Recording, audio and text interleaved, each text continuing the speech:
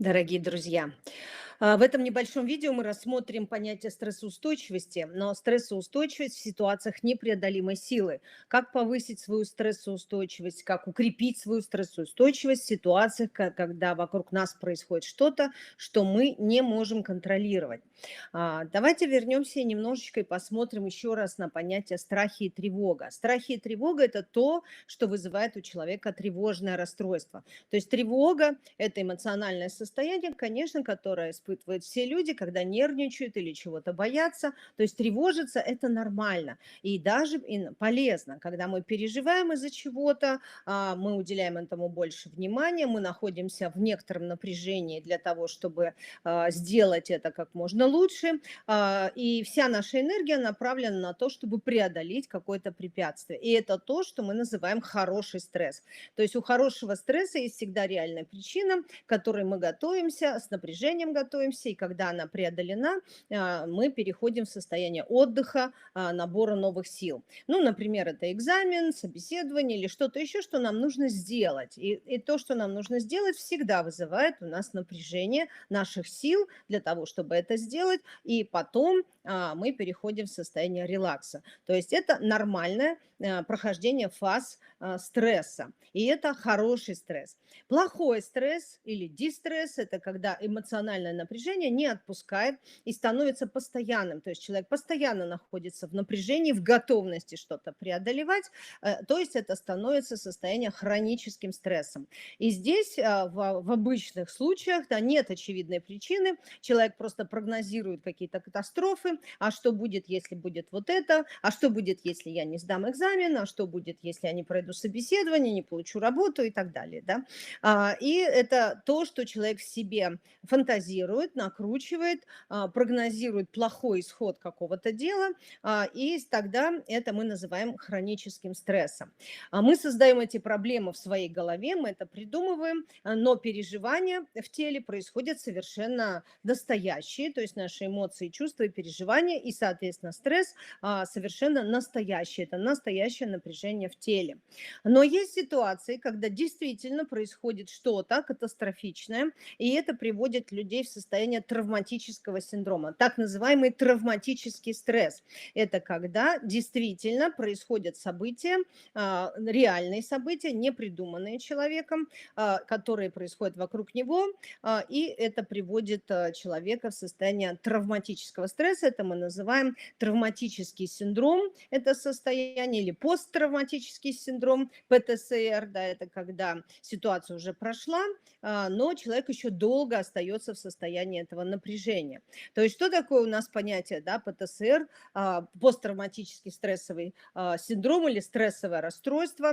То есть травматический стресс – это такая особая форма общей стрессовой реакции, когда стресс настолько силен, и это действительно событие реально происходящее, когда этот стресс перегружает и психику человека, и его физиологические возможности, и ему трудно приспособиться, то есть адаптироваться к тому, что происходит, то есть по факту разрушаются психологические защиты, которые есть в каждой психике, у каждого человека, и такой стресс становится травматическим, мы называем его травматическим. То есть это целый комплекс реакций человека на то, что происходит сейчас. Это очень сильное потрясение, очень сильное переживание, которое у большинства людей вызывает состояние страх, ужас и беспомощность, бессилие.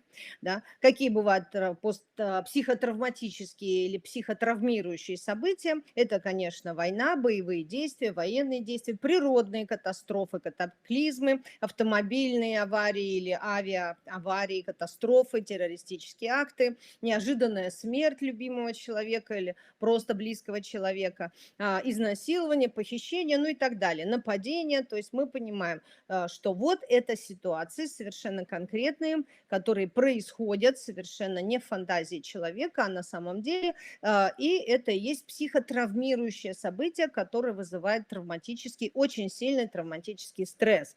Но признаки такого травматического события, как человек переживает эти события, они, в принципе, такие же, как человек испытывает в состоянии хронического стресса. У нас есть психологические психологическое состояние, есть физиологическое состояние. Да? И вот это признаками стресса, сильного стресса является постоянная усталость, бессонница, постоянный страх, невозможность сосредоточиться, невозможность расслабиться, дрожь в руках, раздражительность, головокружение. То есть, видите, у нас идут уже физиологические симптомы, частое сердцебиение, повышенная потливость, боли, невралгии в разных частях тела, при том, что реальных заболеваний нет. Это признаки, в принципе, любого стресса.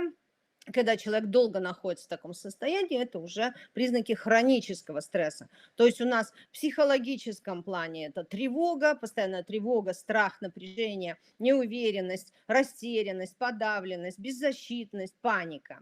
Физиологические изменения, то есть то, что происходит в теле, это бледность или краснота кожи, учащение пульса, дрожь, тремор, внутренняя дрожь и внешняя дрожь часто бывает, потливость, сухость во рту, затруднение дыхания, расширение зрачков, желудочные спазмы. То есть у нас реагирует желудочно-кишечная система в первую очередь.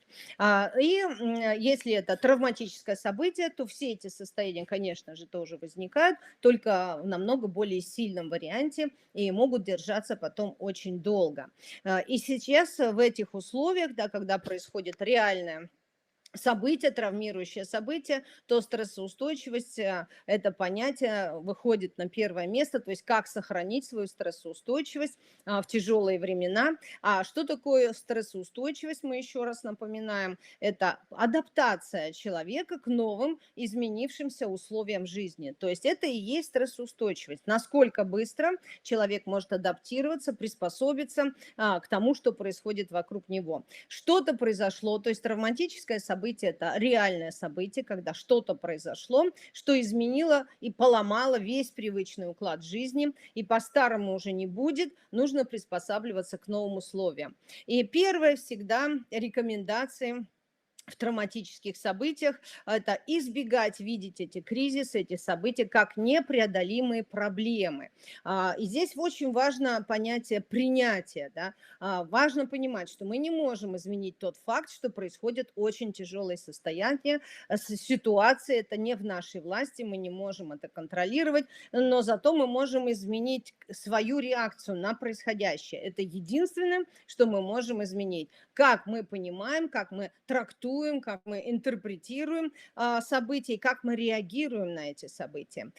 И вот здесь принятие, тема принятия сама по себе достаточно сложная, но просто принятие того факта, что это происходит, или это произошло, это происходит, и мы не можем на это повлиять.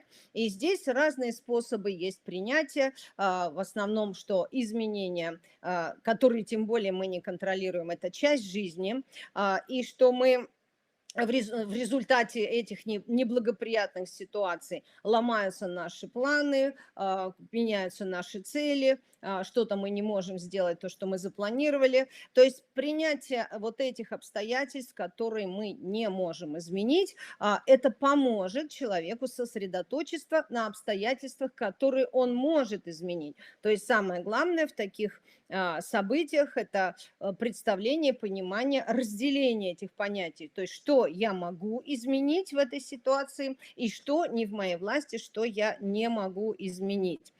И это, наверное, первый пункт, который нужно принимать, разделить для себя, сосредоточиться на своем круге, на том круге, где мы действительно можем что-то сделать, и не паниковать по поводу того, что где мы не можем ничего сделать. Потому что паника – это плохой советчик. Да?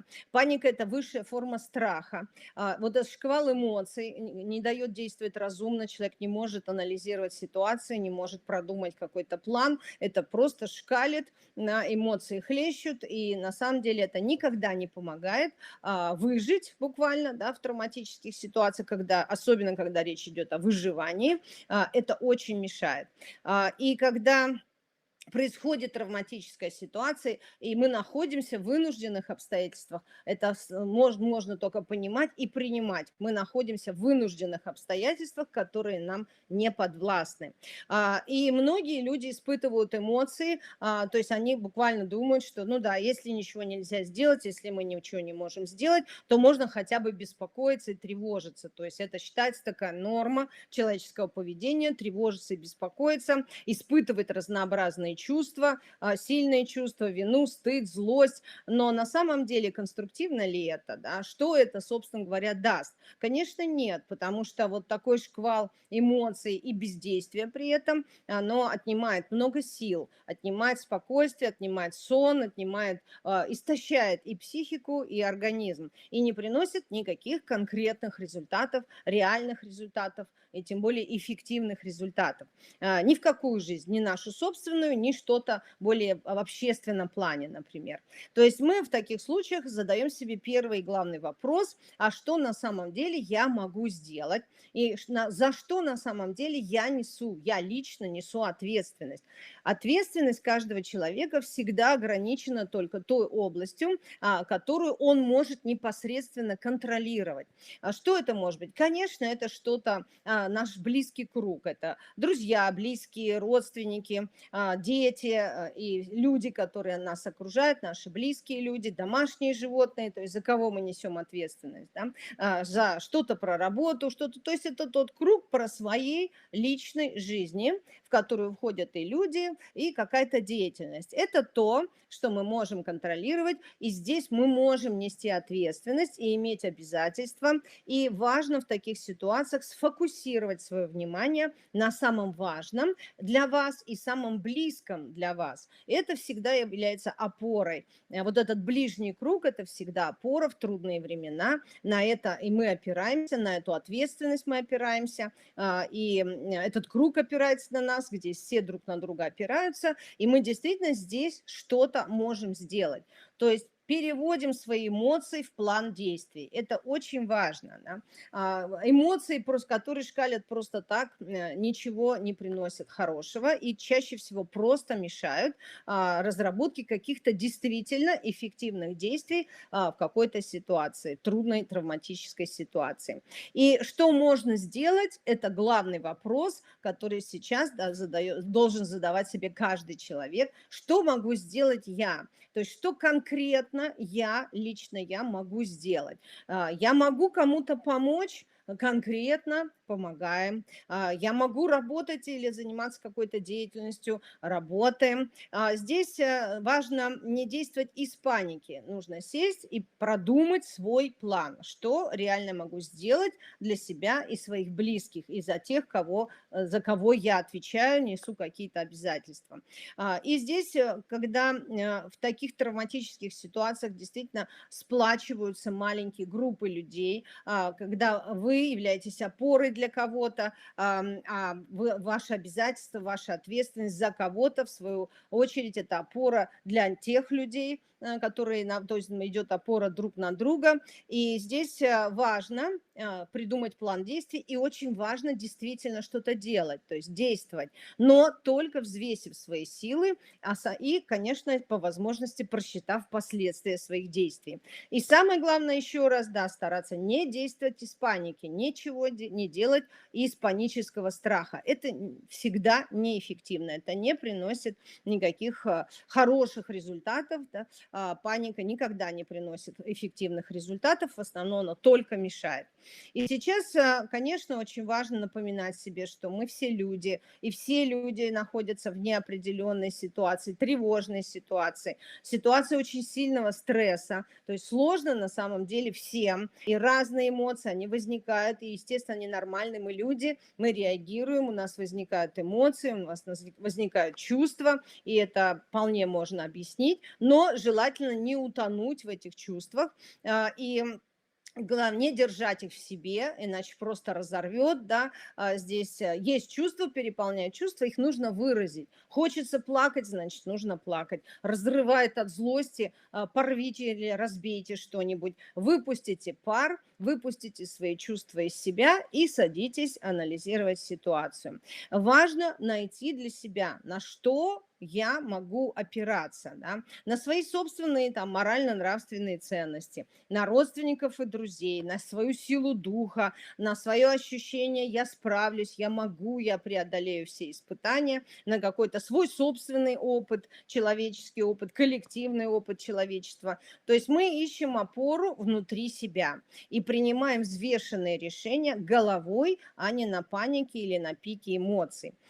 И, конечно же, я говорю, старайтесь не поддерживать агрессию. Там, где возможно только это не поддерживать. В разговорах, где угодно, да, старайтесь не отвечать агрессией на агрессию, да, не делиться на группы свои, чужие. Это только увеличивает зло в мире, и мы питаем это зло своими негативными эмоциями. Конечно, такое состояние очень сложное, особенно в таких травматических, травмирующих событиях, когда идет разделение людей на свой-чужой, на эмоции шкалят, очень много злости, очень много гнева, очень много негативных эмоций в мире. И, конечно, такое состояние требует большой внутренней работы. Это всегда непросто, к этому способны не все люди, но хотя бы как минимум стараемся не быть внушаемыми, не принимать однобокую позицию, вырабатывать на все свое личное мнение, им только на основании фактов, которые вы сами видите, а не где-то слышите. Старайтесь собирать информацию, меньше верить всему, что говорят, и все проверять. Вот есть какие-то факты, мы смотрим, мы это видим, мы составляем свое собственное мнение, но стараемся быть менее внушаемыми, потому что именно внушаемыми людьми идет манипуляция. Всегда манипулируют теми, кто поддается внушению. И мы напоминаем себе, что лично мы, по крайней мере, мы не отвечаем, может быть, за все человечество, но хотя бы вы можете сказать себе, что лично я человек, я способен мыслить, я способен чувствовать, я способен сострадать, сопереживать. И напоминаем еще раз себе, что зло порождает и усиливает только зло. И не нужно вносить в этот процесс раскручивания зла еще свой вклад. Поэтому мы что делаем? Мы стараемся оставаться по максимально внутри спокойными, анализирующими, гармоничными по мере возможности. Стрессоустойчивость мы помним. Если что-то нас сильно выбило из спокойного состояния, наша задача как можно быстрее вернуться в это состояние и включить голову. И мы здесь в этом небольшом видео рассмотрим некоторые упражнения, которые помогают снять тревожное состояние и включить голову при приступе паники, да, например, да, стараемся фокусироваться на чем-то материальном, да, вот это очень помогает. Материальное, что у нас здесь, да, стол, стул, пощупать какие-то вещи, да, но на самом деле самый простой способ – это ощутить свое тело. Наше тело – это материально, мы прислушиваемся к своему дыханию, можно себя пощупать, похлопать себя по телу, пощипать себя. Вот я здесь, это мое тело, здесь я, да, это очень возвращает в нормальное состояние. Дыхание, конечно, очень важно, и дыхательные техники помогают успокоиться, вернуться в это состояние, вернуться к себе. Да. Можно делать просто глубокие вдохи и выдохи, считать до 10 или на любой счет, медленные вдохи, медленные выдохи. И это дыхание успокаивающее, гармонизирующее, и мы все время чувствуем свое тело. Если дрожат руки или мы чувствуем внутренний тремор, сжимаем руки в кулаки, прямо ощущаем напряжение пальцев, ощущение кулаков, как ногти впиваются в ладони, да, опять же можно себя где-то пощипать, похлопать, вот мы здесь. Это мы возвращаем себе контроль над своим телом, и это помогает всегда успокоиться и вернуть контроль над происходящим. То есть, чтобы вернуть контроль над происходящим вокруг, надо сначала вернуть себе контроль над своим телом. Можно использовать 5 органов чувств. Это, опять же, работа тела, да, у нас есть обоняние, зрение, слух, вкус, тактильное ощущение. Вот тактильное ощущение, да, мы хлопаем себя, мы чувствуем себя, мы чувствуем, мы что-то трогаем, то, что материально, да, стоит рядом, мы щупаем. А остальные у нас органы чувств, может, это запахи, это вкус, это звук, да, это взгляд. То есть мы останавливаем свой взгляд на чем-то, рассматриваем картинку, мы нюхаем какие-то запахи, которые нам нравятся, мы стараемся слушать что-то, что нам нравится. То есть это можно подобрать себе какой-то брелок, который нравится, и можно держать его, сжимать его в ладонях, держать в руках. И можно даже собрать себе такую аптечку скорой помощи, где у нас есть что-то на запах, какие-то духи или другие ароматы, что-то маленькое, что можно положить в рот, что нам нравится, что-то вкусное, да, какую-то музыку закачать себе, которая нам нравится, да, и приятный предмет, который нравится держать в руках. Это такая аптечка скорой помощи, называется при панических атаках, когда человек чувствует, что переживания начинают усиливаться, тревога растет, 5-10 минут используем аптечку скорой помощи, подышать любимыми запахами, что-то послушать, положить в рот конфетку или что там вам нравится, рассматривать внимательно что-то. Да. Конечно, понятно, что вроде что-то красивое, какой-то открытки, картинки, но на самом деле можно рассматривать даже трещины на потолке или в стене, или обои, например. То есть задача-то на самом деле включить все 5 органов чувств, это переключает внимание на наше тело, и это начинает успокаивать. Иногда нужны более резкие процессы. Например, не всем помогают приятные запахи или там приятные звуки, тогда наоборот, это мы берем неприятные запахи. Вот почему нашатырный спирт выводит человека из обморочного состояния, хотя там нет ничего в этом нашатырном спирте, кроме резкого запаха, неприятного. То есть это сразу возвращает человека сюда, место к себе, в реальность, да, и не дает ему уйти в это полуобморочное состояние. Холодный душ очень помогает, когда вода вообще очень помогает. Холодный или контрастный душ, если есть возможность, то быстро приведет в чувство. И собственно, задача всего этого переключить свое внимание с тревожного состояния внутри, потому что когда на него направлено наше внимание, паника начинает только накручиваться. Нам нужно переключить внимание наружу, на тело и на материальный мир. Такие техники, конечно, не решают никакой базовой проблемы, которая вызвала саму тревогу, но помогают выйти из панического состояния. Работа со страхами, она вообще заключается в том, что мы не убегаем, не избегаем проблемную ситуацию. Мы, наоборот, стараемся на ней сосредоточиться сначала. Вот сосредотачиваемся, начинаем думать свои привычные мысли, представляем себе самое плохое, что там нам-то фантазируется, что может случиться.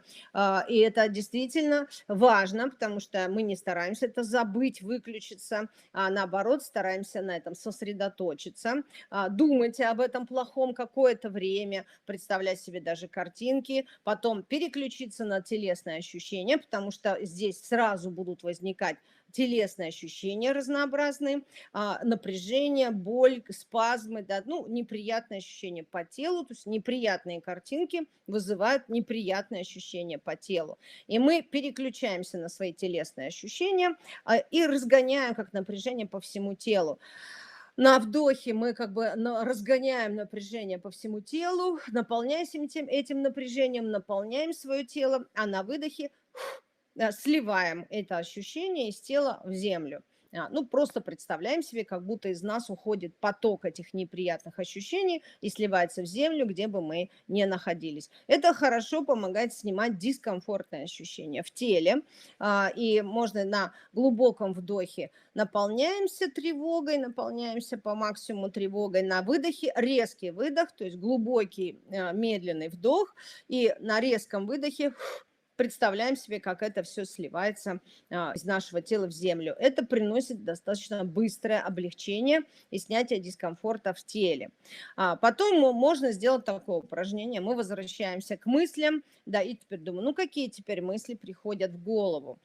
Если опять начали приходить в голову плохие мысли, плохие картинки, просто закрыть глаза и представить, что мы эту плохую картинку закрываем какой-то стенкой, стеклом, стенкой, ну, лучше стенкой, чтобы мы не видели плохую картинку, и меняем на этой стенке, да, плохую картинку меняем на хорошую. Представляем себе самый хороший вариант, который мы только можем нафантазировать. То есть заменяем плохую картинку на хорошую. Это на самом деле тоже упражнение, иногда достаточно непростое, но тоже очень помогающее. Просто меняем, да. Ведь это все равно в любом случае сейчас наша фантазия. Как мы фантазируем, как будут развиваться события. Да, мы фантазируем, мы представляем себе хороший вариант развития событий. Да. Следующий вариант этого упражнения – это уже ситуация, факты. Что-то происходит. Вот что происходит прямо сейчас? Не где-то там завтра или вчера, а что происходит прямо сейчас. Смотрим внимательно вокруг и думаем, ну что я делаю сейчас, да? Хочется ли мне это делать, что мне хочется делать, о чем я сейчас думаю, где я, что я сейчас чувствую, где в теле есть напряжение. Да, мы ищем напряжение в теле, потому что эти упражнения – это телесно-ориентированная терапия. Наша задача – расслабить тело, и тогда расслабится наша психика. Мы работаем здесь через тело. И когда мы опять думаем, так, что сейчас происходит, что я делаю, да, что я хочу сделать, какие мысли у меня лезут в голову, что я сейчас чувствую, опять переключаем свое внимание на тело, где в теле наибольшее напряжение. Вот это физические ощущения, это тяжесть, боль, давление, жжение, холодок, все что угодно. Это неприятные ощущения в теле. И точно так же смотрим, сосредотачиваемся и стараемся слить эти неприятные ощущения, как бы вынуть из тела эти неприятные ощущения и выбросить. Мы переключаемся на голову, да, постарались освободить тело от неприятных ощущений любыми способами, так как здесь у нас работают любые способы, даже самые фантазийные, можно просто взять эти неприятные ощущения, представить их в виде какого-то образа, предмета, вещи и вынуть из своего тела и выбросить. После этого мы возвращаемся к голове и начинаем думать, так, а что на самом деле сейчас я могу сделать? А что я хотел сделать, да, какие у меня были варианты действий, если они вообще были. И начинаем придумывать 10 вариантов поведения, как можно повести себя в этой ситуации. Ну, 10 это скорее для упражнения, можно придумать сколько угодно, но желательно, чтобы, естественно, это был не один какой-то вариант, несколько вариантов возможного поведения. Думаем, разрабатываем варианты, что можно сделать в разных вариантах. Да. Это успокаивает, это дает анализ, это дает возможность придумать план действий, а придумать план действий – это всегда успокаивает. Мы эмоции переводим в действие, да, или хотя бы в план действий.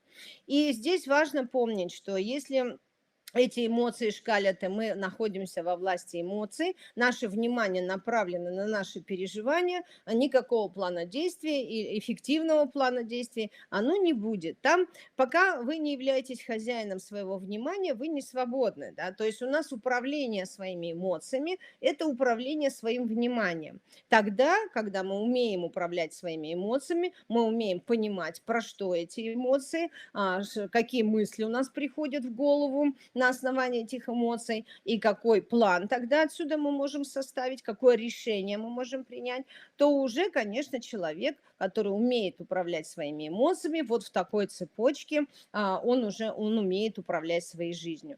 И здесь я хочу сказать, что управление эмоциями, это не то, что многие думают, это не значит эти эмоции куда-то загнать, да, успокоиться, я спокоен, так все прессом загнали свои эмоции куда-то вглубь тела, это не помогает. Наоборот, управление своими эмоциями – это не сдерживание своих эмоций, а понимание внимание, что конкретно за эмоции и чувства у меня сейчас, какие мысли, что я думаю по этому поводу, и принятие решений. Какое решение сейчас я могу принять конкретно, что сейчас, именно сейчас я могу сделать. Вот эта цепочка управления по факту своей жизнью, потому что от наших решений, от нашего поведения в конечном итоге зависит то, что с нами происходит. И вот это устойчивое внимание, конечно, это важная позиция, все время ловить себя на том, где сейчас находится мое внимание, о чем я сейчас думаю. И в большинстве случаев как раз в этой части идет хаос и разрыв. Чувства про одно, они шкалят, мысли про другое, в мыслях хаос, мыслей много, от этого болит голова, решение никакое не принимается, человек сомневается, колеблется, потому что он находится в этом раздрае. Он не может объективно оценить ситуацию и принять наиболее эффективное решение в этой ситуации. Поэтому позиция наблюдателя – это очень сложная позиция, особенно в травмирующих ситуациях, но она как раз здесь наиболее нужна, она просто необходима, иначе мы не можем оценить обстановку вокруг себя, близко вокруг себя, и принять решение, которое, возможно, спасет жизнь или как минимум здоровье, а как минимум психическое здоровье. То есть мы постоянно отслеживаем, где находится наше внимание, и спрашиваем себя, что я сейчас чувствую, о чем я сейчас думаю, пытаясь это привести в синхронизацию, да, то есть в некую цепочку, которая приведет нас к эффективному решению или разработке нескольких вариантов эффективного решения. И это сложно сделать, сложно быть в позиции наблюдателя, когда тело и психика не расслаблены, а находятся в напряжении, в высокой тревоге, в панике. Именно для этого мы делаем вот такие телесные практики, чтобы успокоить тело и за ними успокоить свой ум и начать, наконец, реально думать о том, что конкретно происходит и что конкретно я сейчас могу сделать. И это есть практики замедления, они очень эффективны. И действительно в состоянии высокой тревоги и паники люди совершенно не могут сделать вот это замедление, торможение. Мысли скачут в разные стороны, чувства шкалят, и человек что-то делает, хаотично суетится, и эти действия никогда неправильные, то есть они неэффективные. Тоже упражнение хорошее, чтобы прийти в себя, это замедление тела, мы успокаиваем свои мысли, то есть мы стараемся какое-то время, это упражнение, да, небольшое, 5-10 минут, ни о чем не думать, замедляем свое дыхание, чувствуем внутри, как мы замедляемся, стараемся замедлиться, и мы успокаиваем свое тело, и за ним успокоятся мысли, за телом успокоится психика. Мы замедляем свои действия, все начинаем делать медленно, медленно двигаемся, медленно дышим, расслабляемся, тормозим. И понятно, что это упражнение на 5-10 минут. Мы не будем пребывать в этом состоянии постоянно, но медленно чувствуя, медленно думая, мы, наконец, услышим голос своей интуиции, а там всегда есть правильное решение. То есть мы прислушиваемся к своей интуиции, а в состоянии паники и высокой тревоги мы не слышим этот наш внутренний голос, который всегда подсказывает нам наиболее правильное, эффективное лично для нас решение именно в этой конкретной ситуации. Поэтому управляем своим телом. Что еще можно сделать? Какие есть упражнения? Так называемые динамические медитации, когда мы тело двигаем, этим мы переключаем внимание опять-таки на тело, то есть цель переключить внимание на тело, почувствовать свое тело, почувствовать себя, вернуть себе контроль над своим телом. И здесь хочется сказать, что мы, конечно, не боремся со страхами. Нет такой позиции, чтобы мы избавились от страхов навсегда, потому что страх – это инстинкт самосохранения, и нам нужен этот страх. Да?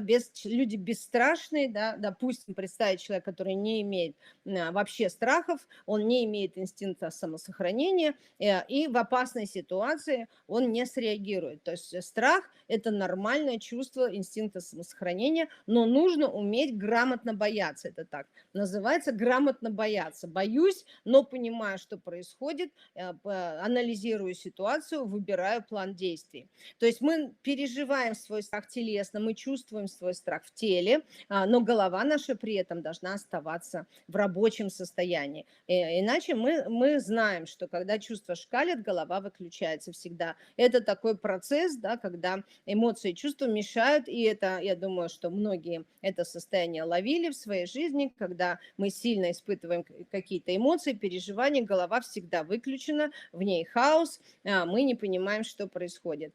Поэтому нам нужно просто успокоить, снизить уровень своих эмоций, переживаний. Мы все равно их будем чувствовать, скорее всего, да, но мы как бы немножко будем со стороны их чувствовать. Да, я чувствую, знаете, есть такое выражение, да, когда я плачу, но, во-первых, я плачу, я чувствую обиду, но в это же время, в этом же процессе я хорошо понимаю, почему я плачу, почему мне обидно, то есть голова остается в рабочем состоянии. Вот такой уровень нам нужен, такой баланс между чувствами и разумом нам очень необходим, особенно в травматических ситуациях. И сама динамическая медитация, да, одна из практик, это мы действительно работаем с телом, просто делаем такое упражнение. На вдохе напрягаем все мышцы тела, сильно-сильно-сильно напрягаем, стараемся проследить, чтобы все мышцы и мышцы лица в том числе были напряжены очень сильно. На вдохе задерживаем дыхание, задержали дыхание, в этом напряжении побыли, по максимуму напрягаемся, и на выдохе расслабляемся. И вы почувствуете на этом резком выдохе, как по телу пошли какие-то потоки, пошло тепло, и так мы делаем несколько раз, столько раз, сколько будет нужно, опять напрягаем. Делаем глубокий вдох, напрягаем все мышцы, которые только есть в теле, по максимуму делаем задержку на вдохе, побудем в этом напряжении, сколько это возможно, то есть длинный глубокий вдох и задержка на вдохе, и потом на резком выдохе сразу расслабляемся, сразу отпускаем все напряжение со всех мышц, и вы почувствуете это движение внутри тела. То есть у нас звук облегчения, да. Вот есть вариант, когда мы выдыхаем медленно, да, то есть мы вдыхаем и потом медленно. А есть вариант, когда мы выдыхаем резко. Да, попробуйте разные варианты, как вам будет лучше. То есть, возможно, тот и другой вариант. Например, медленный выдох обычно сопровождается такой звук облегчения. Фу. Вот как мы как будто... Фу. Или мы делаем резко. Фу. И звук здесь хорошо, да, мы сразу сливаем, сразу, и вы почувствуете, как напряжение уходит, по телу разливается приятное тепло, мы расслабили тело. И состояние может выглядеть, как будто мы несли что-то тяжелое очень долго, а потом скинули это с себя. Это вообще хорошее упражнение, которое дает чувство облегчения. Да, пускай это будет временно, но мы можем делать это упражнение так часто, как нам надо, для того, чтобы просветлить свою голову, расслабить тело и прийти в себя и оценить то, что происходит прямо сейчас, да, вокруг нас. Есть упражнение прыгать и махать руками. Это можно сделать в конце этой динамической медитации. Сделали 3-4 раза напряжение и слив напряжения, потом попрыгали на месте и помахали руками. Да. И вы почувствуете, как тело расслабилось, по крайней мере, вы сняли с тела столько напряжения, сколько смогли снять, и это принесет вам и просветление в голове. То есть это успокоит тело и успокоит этот хаос в голове, и вы сможете начать думать, разумно думать, трезво думать о том, что происходит и что тут можно сделать.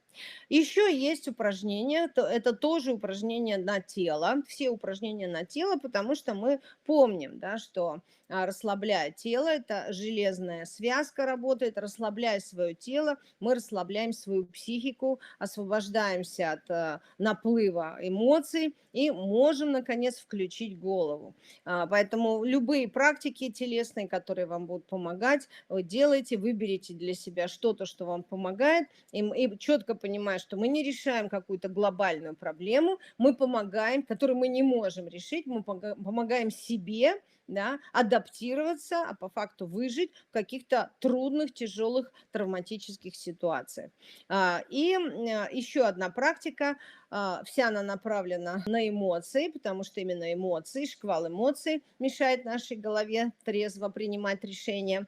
На вдохе собираем все эмоции. Просто представьте себе, делайте вдох, закрыли глаза и собирайте все эмоции, не думая о том, какие это эмоции. Все, какие есть сейчас эмоции в вашем теле. А мы уже знаем, что эмоции – это производные нашего тела. Мы собираем все эмоции в теле, и живут они в теле в одну точку.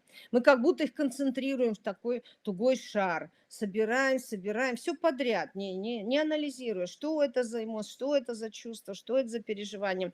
Как будто собрали, сжали их в тугой шар, побыли тоже на вдохе, на задержке, на вдохе, делаем все это, собрали все эти эмоции, как в шарик, в шарик, в шарик, стараемся их прямо уплотнить, все подсобрать, что у нас сейчас есть внутри, чтобы еще мы чувствуем этот тугой шарик, и на длинном выдохе представляем, что шар внутри как будто взрывается, распыляется и выходит наружу из нашего тела.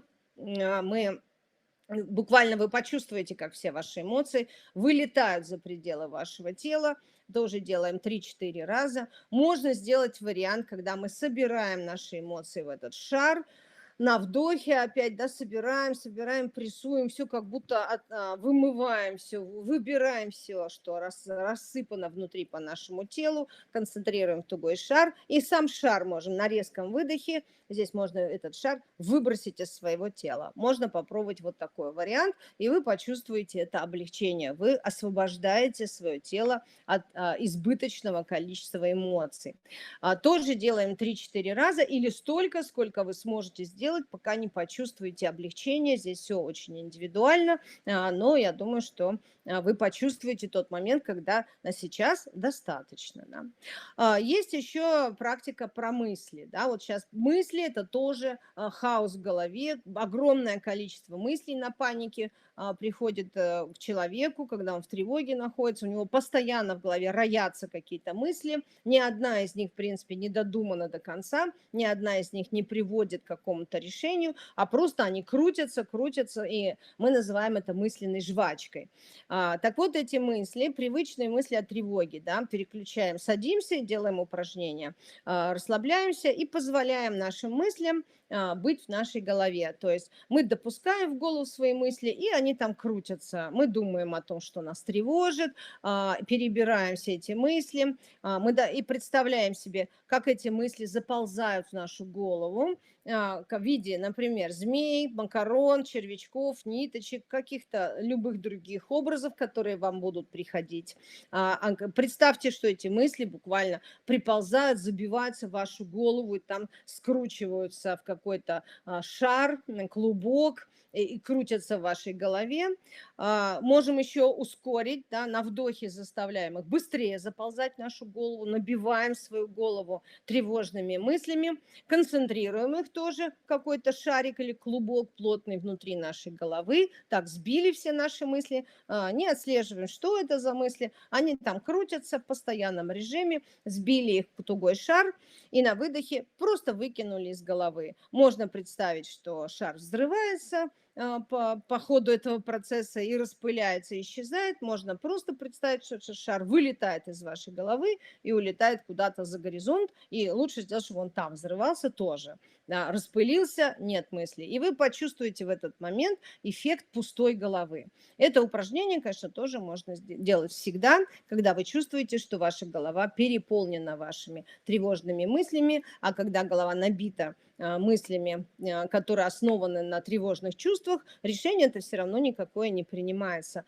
Просто крутятся эти мысли, разные мысли, и человек не знает в конечном итоге, а что же ему делать. Да? Потому что на каждое его решение к нему обязательно приползет мысль, которая скажет, ну хорошо, а что будет после, а если здесь будет это, а если там будет то, а там, может быть, будет то, и все, да, и человек не может принять никакого решения, соответственно, он не делает никаких действий. Вот эти упражнения на самом деле очень эффективны для того, чтобы прийти в себя, освободиться от перенаполненности эмоциями, включить голову, более трезво посмотреть на то, что происходит, и принять эффективное решение, потому что только действия, но не просто какие-то хаотичные действия, а именно максимально возможно разумное решение какой-то конкретной ситуации, это поможет нам выживать в травматических ситуациях. И, конечно же, сохранять оптимистичный взгляд. В целом, вот этот оптимизм, да, это иногда очень сложно,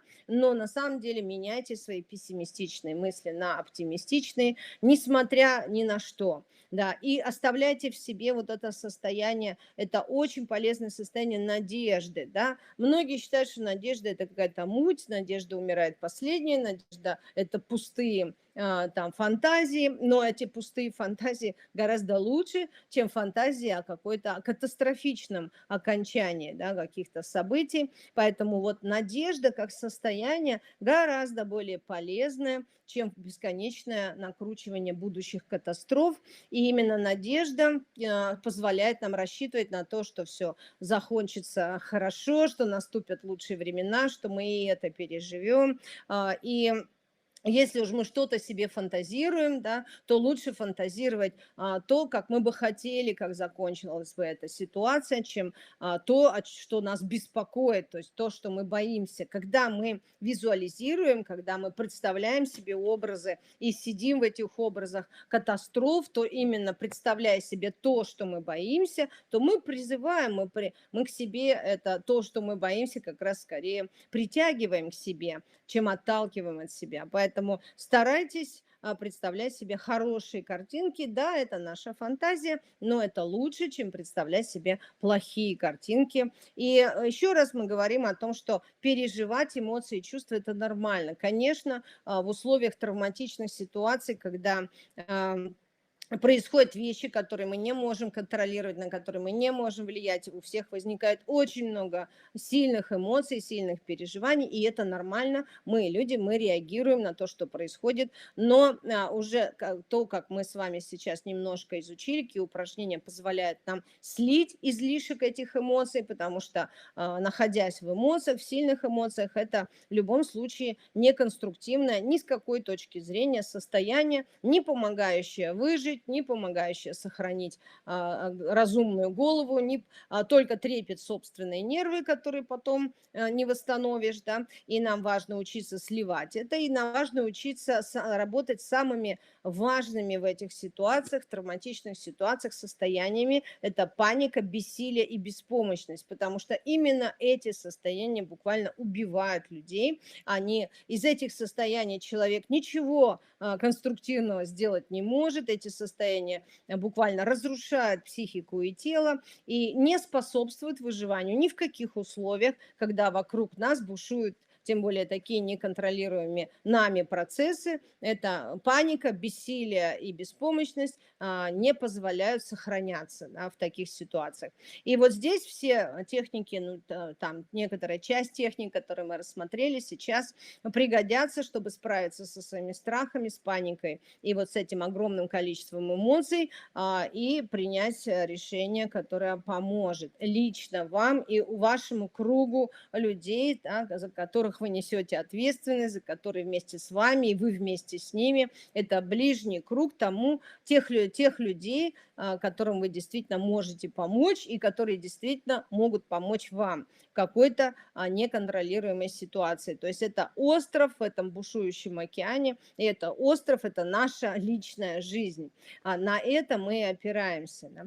И в любом случае, конечно же, мы надеемся на лучшее и помним, что вера, надежда, любовь спасут мир. Это действительно было, есть и будет во все времена, потому что это состояние, которое испытывают люди. Именно вот эти состояния помогают наладить хорошие вибрации в мире, и это и есть наш вклад в то, что сейчас происходит, то, что мы можем сделать в травмирующих ситуациях, это верить, надеяться и любить тех, кого мы можем любить, тех наших близких, кто рядом с нами. И тогда мы в этом состоянии оптимизма, веры, надежды и любви мы сможем быть максимально, возможно, спокойными и гармоничными в этом бушующем океане. Чего я и всем вам желаю. Мира, удачи и тренируем, на самом деле, берем свою жизнь в свои руки, берем свои нервы в свои руки и занимаемся практиками самосохранения, потому что это то, что нужно сейчас, это действительно